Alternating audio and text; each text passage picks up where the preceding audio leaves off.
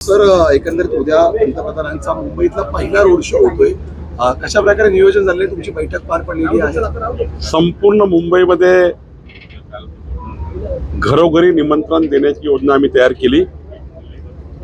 खास करून आता आशिष शेलारजींनी सर्वांना निमंत्रण दिलं आहे.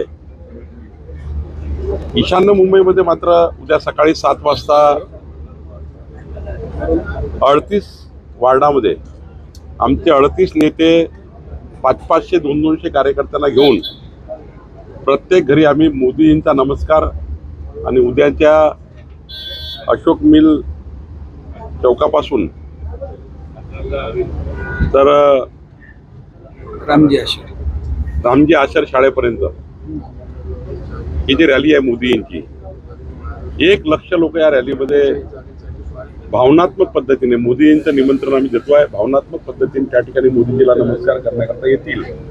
आमचे आशिष देशमुख तिथे निरीक्षक आहे, मनोज कोटकजी आमचे खासदार आहेत. आम्ही सर्वांनी योजना तयार केली. राम कदमजी आम्ही सर्व या बैठकीला होतो.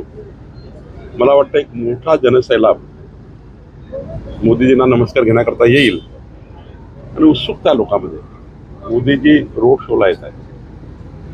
प्रचंड गर्दी असणार आहे. त्याचं नियोजन आम्ही केलं आहे आणि या रोड शो मधनं मुंबईच्या 6 लोकसभेमध्ये 51% जी आमची निवडणुकीची तयारी आम्ही केली आहे त्याला ऊर्जा मिळेल, त्याला बळ मिळेल असं मला वाटतं आहे. एकीकडे पक्षनेते विजय वडेट्टीवार असतील किंवा दुसरीकडे वर्षा गायकवाड असतील, हे सगळेजण या रोड शोचा विरोध करतात. त्यांचं म्हणणं आहे की घाटकोपरमध्ये दुर्घटना झाली, 14 लोकांचा मृत्यू गेलाय, संवेदनशीलता नाहीये, भाजपला इव्हेंट करायचा आहे. असं आहे की त्याबद्दलच्या संपूर्ण सरकारने काळजी घेतली आहे. कालच एकनाथजी, देवेंद्रजी, सरकार, अजितदादांनी आणि आमच्या स्थानिक सर्व नेत्यांनी संपूर्ण या घटनेची संवेदनशीलता, या घटनेबद्दलचं संपूर्ण पुढच्या काळात करावयाच्या संपूर्ण योजना किंवा त्या परिवारांना मदत असेल, त्या परिवाराबद्दलची सांत्वना असेल, त्या परिवाराच्या दुर्घटनेची चौकशी असेल, त्या सर्व बाबीची दखल सरकारने घेतली आहे. आता निवडणुकीचा काळ आहे. मोदीजींची काही रॅली काल ठरली नाही.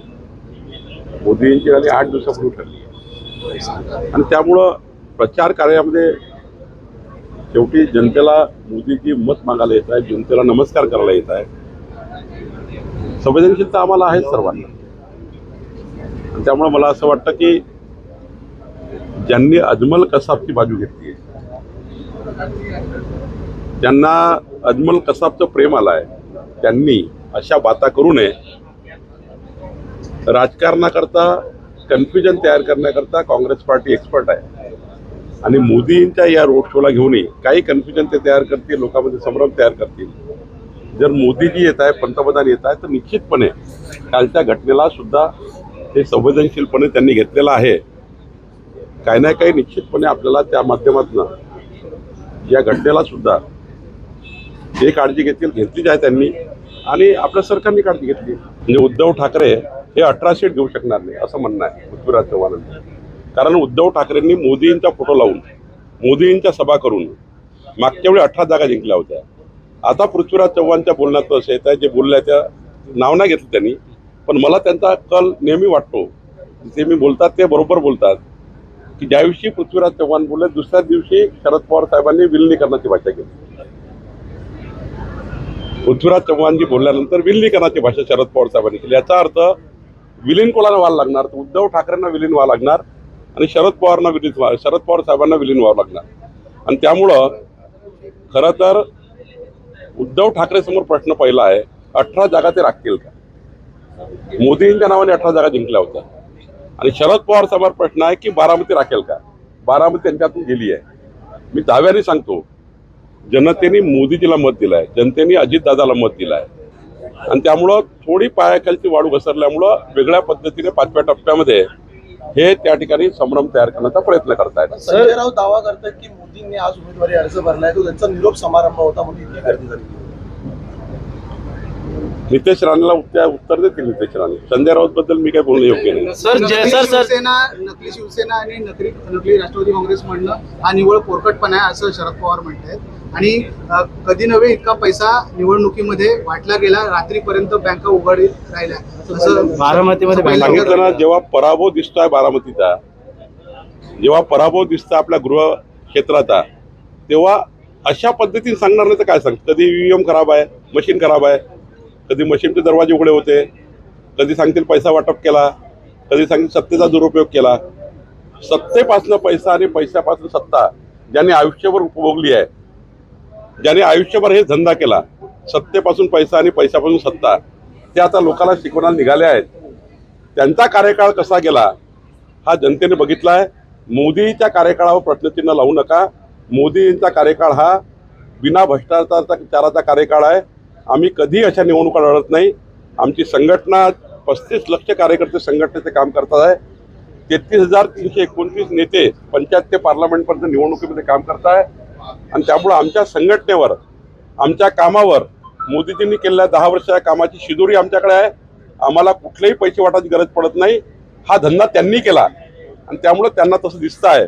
आणि त्यामुळं मला वाटतं पायाखालची वाळू सरकल्यामुळं वेगवेगळ्या पद्धतीने आतापासून बोलणं सुरू केलं आहे. सर, प्रफुल्ल पटेल यांनी मोदींना जिरेटोप घातल्या. जिरेटोप ज्यांना घातला तो ते म्हणजे छत्रपती शिवाजी महाराज. मात्र अशा प्रकारचा जिरेटोप घातल्यामुळे संभाजी ब्रिगेड असतील अनेक संघटना ज्या दुखावल्या गेल्या आहेत, मोदींचा विरोध देखील करत आहे. काय सांगाल एकंदरीत छत्रपतींचा मोदींचा दोष काय? मोदींचा दोष काय?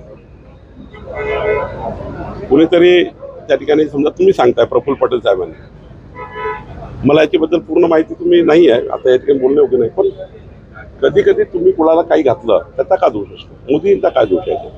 मात्र महाराष्ट्राची संस्कृती आहे त्यामुळे नक्कीच कुणी जर आलं, समजा तुम्ही सांगितल्याप्रमाणे कुणी टाकलं, आता माझ्याकडे दुपट्टा टाकला, माझ्याकडे टोप घातला, तेव्हा तर आपण काही याचा विचार करत नाही काय झालं. मला वाटतं याचा जर थोडा तपास केला पाहिजे.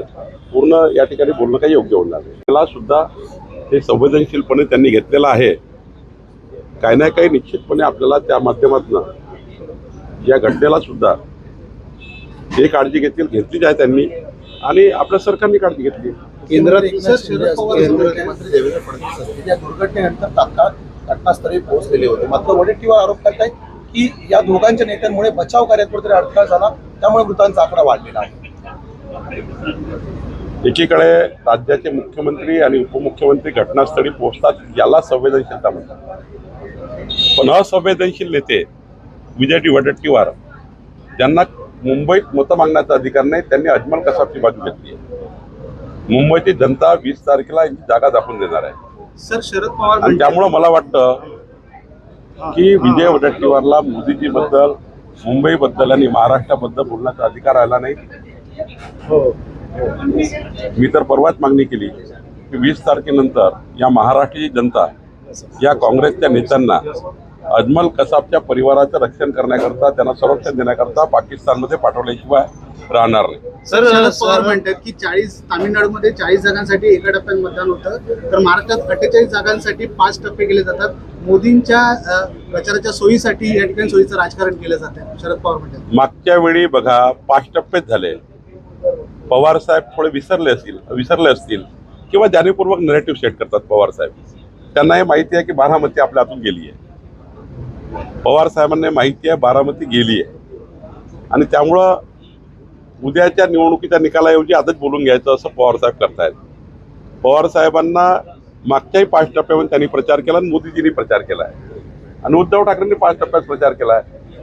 त्यामुळं आता मागच्या 5 वर्षापूर्वीचं जो प्रचाराची यंत्रणा सेम यावेळेस आहे, तेवढाच प्रचार आहे, तेवढंच काळ आहे, तेवढंच सार आहे. त्यामुळं यांची आता पायाखालची जमीन घसरलेली आहे. संपूर्ण महाराष्ट्र मोदींच्या मागे उभा झाला आहे, आणि म्हणून त्या ठिकाणी अशा पद्धतीचे वेगवेगळ्या पद्धतीचे नरेटिव्ह सेट केले जातात. पृथ्वीराज चव्हाण देखील आकडे आणलेले आहे. समोर 240, 260 अशा जागा येतील. महाराष्ट्रात 32 जागा येतील. पृथ्वीराज चव्हाण देखील आकडे समोर आणले. त्यांचे आकडे 400 पार. पृथ्वीराज चव्हाण परवाच बोलले आहेत या महाराष्ट्राचे 2 पक्ष संपणार आहे. पृथ्वीराज चव्हाण बोलले की महाराष्ट्राचे 2 पक्ष संपणार आहे. याचा अर्थ काय? याचा अर्थ उद्धव ठाकरेची शिवसेना संपणार आहे. म्हणजे उद्धव ठाकरे हे 18 सीट घेऊ शकणार नाही असं म्हणणं आहे पृथ्वीराज चव्हाणांचं. कारण उद्धव ठाकरेंनी मोदींचा फोटो लावून, मोदींच्या सभा करून मागच्या वेळी 18 जागा जिंकल्या होत्या. आता पृथ्वीराज चव्हाणच्या बोलण्यात असं येत आहे, जे बोलल्या त्या नाव नाही घेतलं त्यांनी, पण मला त्यांचा कल नेहमी वाटतो, जे मी बोलतात ते बरोबर बोलतात, की ज्या दिवशी पृथ्वीराज चव्हाण बोलले दुसऱ्याच दिवशी शरद पवार साहेबांनी विलिनीकरणाची भाषा केली. पृथ्वीराज चव्हाणजी बोलल्यानंतर विलिनीकरणाची भाषा शरद पवार साहेबांनी केली. याचा अर्थ विलीन कोणाला व्हायला लागणार, तर उद्धव ठाकरेंना विलीन व्हावं लागणार आणि शरद पवार साहेबांना विलीन व्हावं लागणार. आणि त्यामुळं खरं तर उद्धव ठाकरे समोर प्रश्न पहिला आहे, 18 जागा ते राखतील का? मोदींच्या नावाने 18 जागा जिंकल्या होत्या. आणि शरद पवार समोर प्रश्न आहे की बारामती राखेल का? बारामती त्यांच्यातून गेली आहे. मी दाव्याने सांगतो, जनतेने मोदीजीला मत दिलंय, जनतेने अजितदादाला मत दिलंय. एबीपी माझा, उघडा डोळे बघा नीट.